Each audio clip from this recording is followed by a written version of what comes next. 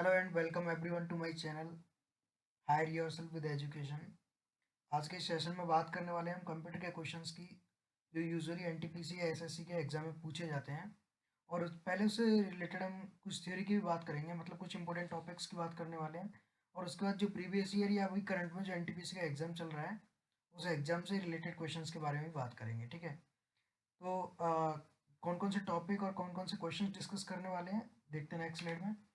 सबसे पहले बात करेंगे हम कंप्यूटर के बारे में कि कंप्यूटर क्या है और उसके कौन कौन से क्वेश्चंस जो हैं वो एग्जाम में इंपॉर्टेंट हैं या क्वेश्चंस किस टॉपिक से रिलेटेड उसके अंदर पूछे जाते हैं। उसके बाद बात करेंगे सॉफ्टवेयर या हार्डवेयर की कि मतलब किस टाइप के क्वेश्चन सॉफ्टवेयर और हार्डवेयर से कंप्यूटर के अंदर पूछ सकता है एग्जाम में। अगला है आपका मेमोरी बेस्ड मतलब आपका केबी जीबी और बाइट टेराबाइट उनके बारे में रिलेटेड क्वेश्चन पूछता रहता है एग्जाम में, तो वो भी डिस्कस करेंगे। और उसके साथ में हम इनपुट और आउटपुट के बारे में भी क्वेश्चंस काफ़ी पूछे जाते हैं। ठीक है, कि मतलब आपकी कौन कौन सी इनपुट डिवाइस हैं, कौन कौन से आउटपुट डिवाइस हैं, उससे रिलेटेड भी क्वेश्चन पूछे जाते हैं, तो वो भी डिस्कस करने वाले हैं। सबसे पहले स्टार्ट करते हैं कंप्यूटर के बारे में। ठीक है, तो कंप्यूटर के बारे में सबसे ज़्यादा की पॉइंट है आपका सीपीयू। ये बहुत ज़्यादा आपका इंपॉर्टेंट है। मैक्सिमम एग्जाम्स में इससे रिलेटेड क्वेश्चन पूछे जाते हैं आपके सीपीयू से रिलेटेड। ठीक है, सीपीयू को कंप्यूटर का ब्रेन भी कहा जाता है कि आपका ये ब्रेन है कंप्यूटर का। और इसका क्वेश्चंस यूजुअली वो पूछते हैं कि कंप्यूटर का ब्रेन कौन है, तो आपको सीपीयू टिक करना है। ठीक है, उसके बाद सीपीयू की अगर फुल फॉर्म की बात करें तो इसकी फुल फॉर्म होती है कंट्रोल प्रोसेसिंग यूनिट। मतलब कंप्यूटर का जो मेन काम जो होता है वो ये सीपीयू ही करता है। सीपीयू के अंदर अगर बात करें तो दो पार्ट्स होते हैं, एक तो सीयू और एक एएलयू। इन दोनों को मिला देते हैं तो हमारा ये सीपीयू बन जाता है। या फिर अपन बात करें सीपीयू की कि सीपीयू के कितने पार्ट हैं, दो पार्ट हैं, एक तो सीयू है और एक एएलयू है। जहाँ पे हम सीयू की बात करें तो सीयू कंट्रोल यूनिट होती है। कंट्रोल यूनिट का मतलब ये है कि ये क्या करता है, जितने भी ऑपरेशन होते हैं कंप्यूटर के अंदर उन सारे ऑपरेशन को परफॉर्म कराने का काम या रेस्पॉन्सिबिलिटी जो होती है वो इसकी होती है, कंट्रोल यूनिट की। उसके बाद बात करते हैं एएलयू की, तो एएलयू को बोलते हैं हम अरिथमेटिक एंड लॉजिकल यूनिट। तो जितने भी आपके मैथमेटिकल ऑपरेशन होते हैं, ठीक है, वो सारे किसके अंदर होते हैं, एएलयू के अंदर होते हैं, अरिथमेटिक एंड लॉजिकल यूनिट। तो सीयू और एएलयू कंट्रोल यूनिट एएलयू दोनों को मिला के कौन बनता है, सीपीयू। अगर एग्जाम में क्वेश्चन पूछा जाता है कि आपकी मेमोरी जो है वो किसका पार्ट है, तो मेमोरी जो है वो कंट्रोल यूनिट के अंदर आती है। ठीक है, तो अगर पूछा जाता है कि मेमोरी किसका पार्ट है तो वो कंट्रोल यूनिट का पार्ट है। फिर आप बात करें कंट्रोल यूनिट की और अरिथमेटिक एंड लॉजिकल यूनिट की, तो ये दोनों को मिला के आपका सीपीयू बनता है। और सीपीयू जो वो क्या है, ब्रेन है किसका, कंप्यूटर का। अगला बात करते हैं हम सॉफ्टवेयर और हार्डवेयर की। ठीक है, तो सबसे पहले बेसिक समझते हैं सॉफ्टवेयर और हार्डवेयर का।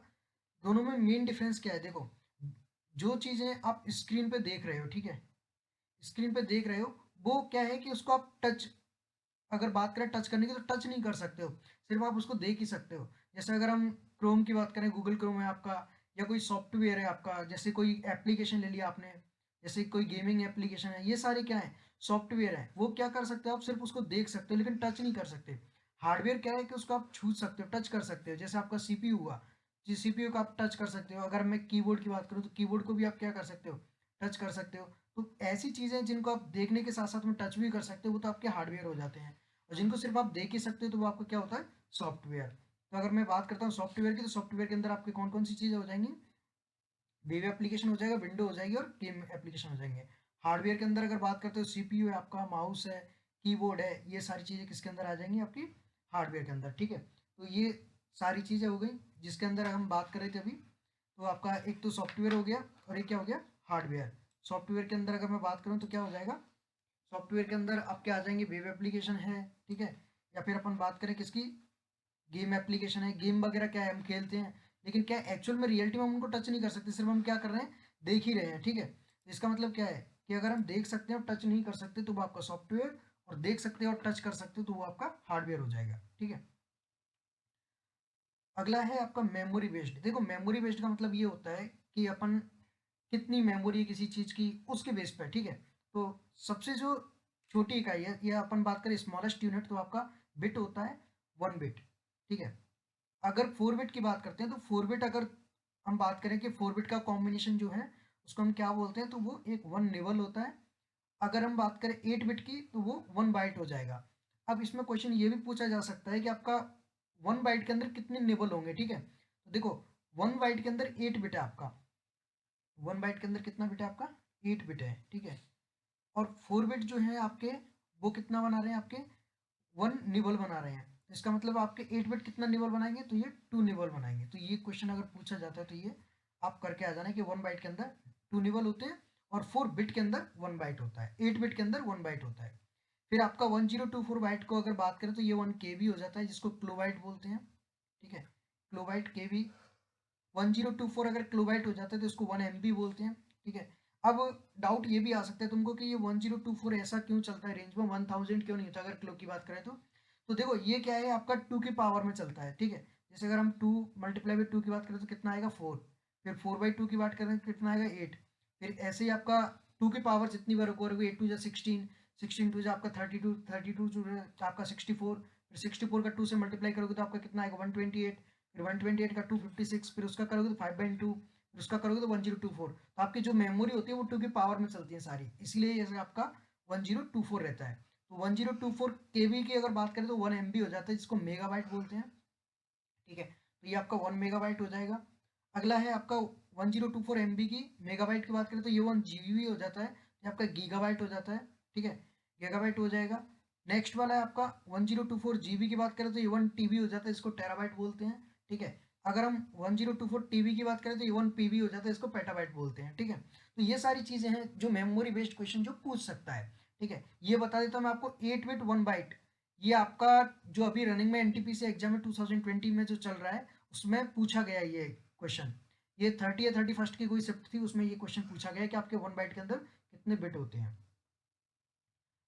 अगला बात करते हैं इनपुट आउटपुट बेस्ड की। ठीक है, तो देखो इनपुट आउटपुट में आपको सबसे पहले बेसिक समझना है। इनपुट और आउटपुट, एक्चुअली इनपुट क्या होता है कि जो काम हम कर रहे हैं कंप्यूटर पे, ठीक है, कोई भी ऑपरेशन है जो हम कंप्यूटर पे क्या कर रहे हैं, परफॉर्म कर रहे हैं। तो मैं जो काम कंप्यूटर पे कर रहा हूँ तो किस चीज़ को यूज़ करके कर रहा हूँ, जैसे मैं कीबोर्ड को यूज़ करके कर रहा हूँ, मैं माउस को यूज़ करके कर रहा हूँ। ठीक है, या मैं बोल रहा हूँ तो मैं माइक्रोफोन यूज़ कर रहा हूँ। तो ये सारी चीज़ें क्या होती हैं, ये तो आपकी इनपुट डिवाइस हो जाती हैं। मतलब आपने क्या काम कर रहे हो, किस पे कर रहे हो, वो तो क्या हो जाएगा आपका इनपुट। और काम करने के बाद आपका आउटपुट कहाँ दिखेगा, कि आपने कोई काम किया, जैसे आपने कोई PDF फाइल बनाई तो उसका आउटपुट कहाँ दिखेगा, आप प्रिंट ले सकते हो उसका, लाउड स्पीकर है तो उस पर क्या हो सकता है, आपकी आवाज़ आएगी बाहर आउटपुट में। तो वो चीज़ आउटपुट की हो जाती है, मतलब जो आपने काम किया किसको यूज़ करके किया वो आपका इनपुट। और ठीक है, और काम यूज़ करने के बाद आपका आउटपुट शो कहाँ हो रहा है, मतलब कहाँ पे आपका वर्क दिख रहा है, तो वो क्या हो जाएगा आउटपुट। तो अगर इनपुट डिवाइस की बात करें तो इसमें कीबोर्ड आ जाएगा, माउस है आपका, या माइक्रोफोन है। ठीक है, आउटपुट डिवाइसेस की बात करें तो प्रिंटर है आपका, लाउड स्पीकर है, या ग्राफिक आउटपुट है जहाँ पे आप ग्राफिकली आउटपुट लेते हो, वो सारी आउटपुट डिवाइसेस हो जाएंगी। तो अगर एग्जाम में क्वेश्चन पूछा जाता है तो आप यहाँ से कोरिलेट कर सकते हो कि ऐसी डिवाइसेस जिनको आप यूज़ करते हो कंप्यूटर पे काम करने के लिए, वो तो इनपुट होती हैं। ठीक है, और काम करने के बाद जहाँ से आप आउटपुट लेते हो कि आपने क्या काम किया उसका रिजल्ट कहाँ दिखता है, तो वो क्या हो जाती हैं आपकी आउटपुट डिवाइसेस। अगला बात करते हैं हम क्वेश्चंस के बारे में। ठीक है, कुछ इसके इंपॉर्टेंट क्वेश्चन डिस्कस कर लेते हैं, इंपॉर्टेंट क्वेश्चंस, और अभी करंट एग्जाम जो चल रहा है उसमें आए हुए क्वेश्चंस के बारे में बात कर लेते हैं।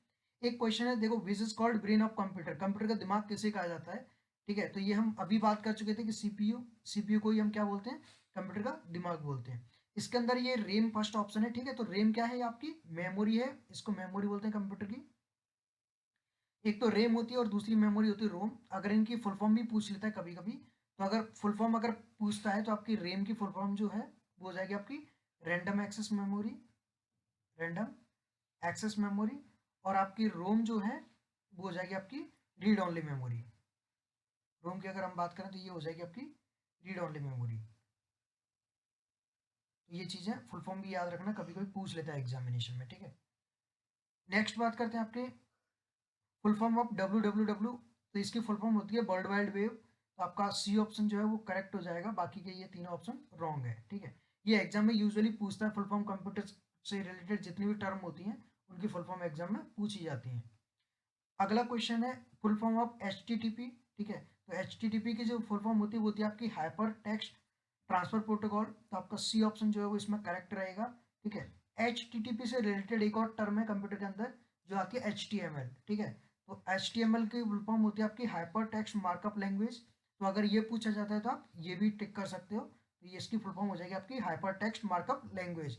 HTTP की अगर पूछता है तो आपका हाइपर टेक्स्ट ट्रांसफर प्रोटोकॉल रहेगा। अगला क्वेश्चन है आपका what is the full form of URL। ये आपका 28 दिसंबर की फर्स्ट शिफ्ट में पूछा गया क्वेश्चन है ये। ठीक है, शिफ्ट 1 के अंदर पूछा है। उस क्वेश्चन में आपका URL का फुल फॉर्म पूछा है। तो यूआरएल की जो फुल फॉर्म होती है वो आपकी यूनिफॉर्म रिसोर्स लोकेटर होती है, तो आपका डी ऑप्शन करेक्ट रहेगा इसके अंदर, ठीक है। तो फुल फॉर्म पे फोकस रखना, जितनी भी कंप्यूटर से रिलेटेड फुल फॉर्म है वो सारी रीड करके जाना एक बार, तो एग्जाम में ज़्यादा बेनिफिट मिलेगा। नेक्स्ट क्वेश्चन है, which one is the type of software. तो देखो सॉफ्टवेयर की बात करें तो थोड़ी देर पहले ही बात की थी, सॉफ्टवेयर क्या होते हैं जिनको हम टच कर नहीं कर सकते लेकिन हम उनको देख सकते हैं, मतलब we can see them but we can't touch them. तो क्या होगा, सिस्टम सॉफ्टवेयर है आपका, सिस्टम का सॉफ्टवेयर है कोई भी, जैसे विंडो हुआ आपका, तो वो क्या है, सिस्टम का सॉफ्टवेयर है। अच्छा, इसमें सॉफ्टवेयर में भी एक चीज याद रखना, आपके दो टाइप के सॉफ्टवेयर होते हैं, एक तो सिस्टम सॉफ्टवेयर होता है, एक आपके एप्लीकेशन सॉफ्टवेयर होते हैं, ठीक है। सिस्टम सॉफ्टवेयर वो होते हैं जिन पे आप काम करते हो, जैसे आपका एंड्रॉयड हुआ, ठीक है, या आपका विंडोज हुआ। एक तो एंड्रॉयड हो जाएगा आपका, मैं बात करता हूँ एंड्रॉयड की, एक आपका विंडोज हो जाएगा। एंड्रॉयड और विंडो के अलावा आपके एक, जैसे उबंटू है वो आपका सिस्टम सॉफ्टवेयर है, ठीक है, उबंटू। और दूसरी चीज़ क्या, एप्लीकेशन के अंदर क्या आते हैं, जैसे आप क्रोम यूज़ कर रहे हो, क्रोम के अलावा आप क्या यूज़ कर रहे हो, जैसे मैंने ओपेरा मिनी यूज़ किया, तो ये सारे क्या हो जाएंगे आपके, ये यूसी ब्राउजर यूज़ करो, ये आपके एप्लीकेशन सॉफ्टवेयर हो जाएंगे। कोई गेम का सॉफ्टवेयर आप यूज़ कर रहे हो, जैसे पबजी गेम खेल रहे हो, तो ये आपका कौन सा हो जाएगा, एप्लीकेशन सॉफ्टवेयर है। तो ये आपके सिस्टम सॉफ्टवेयर, एप्लीकेशन सॉफ्टवेयर, ये दोनों तो टाइप ही है सॉफ्टवेयर के। आपका वेब सर्वर है वो भी आपका एक सॉफ्टवेयर ही है। इसमें से आपके आंसर क्या करेक्ट हो जाएगा, उपयुक्त सभी, मतलब आपके सभी जो हैं उस एक सॉफ्टवेयर का ही टाइप है। अगला क्वेश्चन है, कीबोर्ड में F1, F2, F12 इन कुंजियों को क्या कहा जाता है, ठीक है। तो keyboard are known as the key, F1, F2 up to F12 in keyboard are known as. तो देखो कंट्रोल की नहीं बोलते इनको, न्यूमेरिक की भी नहीं बोलते हैं, इनको फंक्शन की बोला जाता है, ठीक है। न्यूमेरिक की वो होती है जिनके अंदर आपको 1 2 3 4 ये सारी आते हैं। कंट्रोल की वो होती है जिनके अंदर आपका अल्ट है आपका, या कंट्रोल है, ठीक है, या शिफ्ट है, ये सारी कंट्रोल की होती हैं। ये 1 2 3 4 ये सारी कौन सी की होती है, न्यूमेरिक की होती हैं। फंक्शन की आपकी F1, F2, F3, F12 ये सारी आपकी फंक्शन की होती हैं। अगले क्वेश्चन की बात करें तो व्हाट इज उबुंटू, ये भी आपका 28 दिसंबर को पूछा गया है शिफ्ट 1 के अंदर, ठीक है। कंप्यूटर से काफी क्वेश्चंस आ रहे हैं, 2 to 3 क्वेश्चंस वो यूजुअली पूछ रहे हैं, कहीं में वेरी भी कर रहा है, किसी में एक क्वेश्चन भी आ रहा है, किसी में दो भी आ रहे हैं, किसी में 3 क्वेश्चन भी आ रहे हैं। तो ये शिफ्ट 1 के अंदर पूछा गया है, तो ये आपका क्या हो जाएगा, ऑपरेटिंग सिस्टम हो जाएगा, ठीक है। इस पे आप क्या करते हो, ऑपरेट करते हो, तो ये ऑपरेशन ऑपरेटिंग सिस्टम हो जाएगा। अगला क्वेश्चन है, व्हाट इज बग, ठीक है। तो बग क्या है, मेमोरी नहीं है, ना ही ये सॉफ्टवेयर है। बग क्या है, जब भी आपके प्रोग्राम के अंदर या सिस्टम के अंदर कोई एरर आती है, तो आपका कंप्यूटर जो वो ये शो करता है कि इसके अंदर इतनी बग है। बग का मतलब हो जाता है आपकी एरर, कि कितनी एरर है या कितनी मिस्टेक्स हैं उसके अंदर, ठीक है। तो ये सारी चीज़ें हैं, तो जो जो टॉपिक डिस्कस किए इनको फोकस करना, इनको एक बार रिवाइज करना, जो भी चीज़ें हैं, जो भी टर्म है, इससे एक्स्ट्रा भी अगर पढ़ना है तो पढ़ सकते हो। बाकी एनटीपीसी और एसएससी में यूजुअली क्वेश्चंस जो है वो यहीं से पिक करते हैं, तो इन सारी चीज़ों को फोकस रखते हो अपनी प्रिपरेशन करना।